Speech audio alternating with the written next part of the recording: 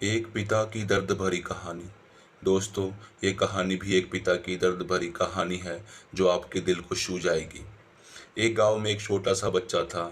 उसके पिता तो थे, लेकिन माँ की मृत्यु हो गई थी। पिता सारा दिन काम करता और अपने बेटे को पाल पोस कर बड़ा करता है। वह सारे सुख अपने बेटे को देता है जो एक माँ दे सकती थी। उस पिता ने कभी कुछ नहीं मांगा, सिर्फ इतना ही मांगा कि मेरे बेटे को कोई परेशानी ना हो। दिन बीतते गए, बेटा पढ़ लिख कर अच्छा जॉब भी करने लगता है और वह शहर में ही रहने लगता है। कुछ दिन बाद वह अपने पिता से मिलने आता है और कहता है, पापा, मुझे कुछ पैसों की ज़रूरत है। मैं चाहता हूँ कि शहर में ही ज़मीन लेकर अपना घर बना लूँ। पिता इस बात को सुनकर बहुत खुश होता है। सोचता है कि मेरा बेटा एक ना एक दिन मेरा नाम करेगा और ज़िंदगी भर बचाई हुई पूंजी निकाल कर अपने बेटे को दे देता है। बेटा शहर चला जाता है और उन पैसों से अपना घर बना लेता है। पिता इधर इंतज़ार करता रहता है कि मेरा बेटा फिर से आएगा, एक ना एक दिन तो मेरे पास ही आएगा। जाएगा कहाँ? उसके पास अब कोई नहीं जाता था, क्योंकि ना ही उस पिता के पास पैसे थे और ना ही रहने की जगह थी। कुछ दिन बाद बेटा फिर लौट कर आता है और अपने पिता से कहता है, पापा, अब आप दादाजी बनने वाले हैं।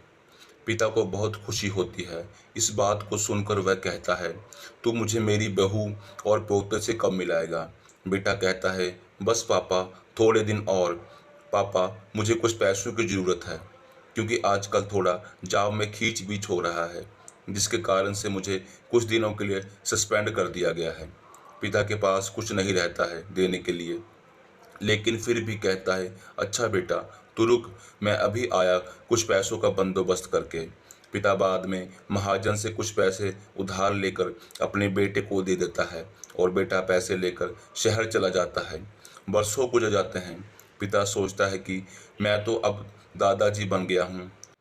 मेरा बेटा पता नहीं मेरी नाती को कब लेकर आएगा। फिर सोचने लगता है, समय नहीं मिलता होगा, इसीलिए मेरा बेटा अभी तक नहीं आया, वरना आया जरूर होता।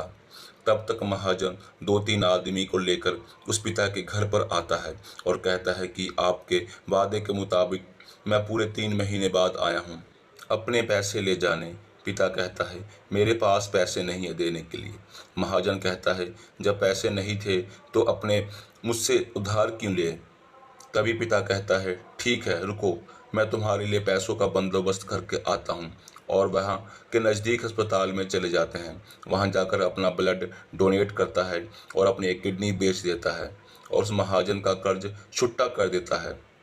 किडनी बेचने के बाद उनकी स्थिति अब और भी खराब हो जाती है और वह उस राह में ही जी रहा होता है कि मेरा बेटा एक न एक दिन जरूर आएगा। इस आस में जीते जीते एक दिन पिता की मृत्यु हो जाती है, परंतु उस बेटे को अपने पिता को आग देना भी नसीब नहीं हुआ। दोस्तों, आपको ये पिता की दर्द भरी कहानी कैसी लगी? अगर अच्छी लगी तो आप हमारे इस चैनल को सब्सक्राइब करें और लाइक शेयर जरूर करें। धन्यवाद।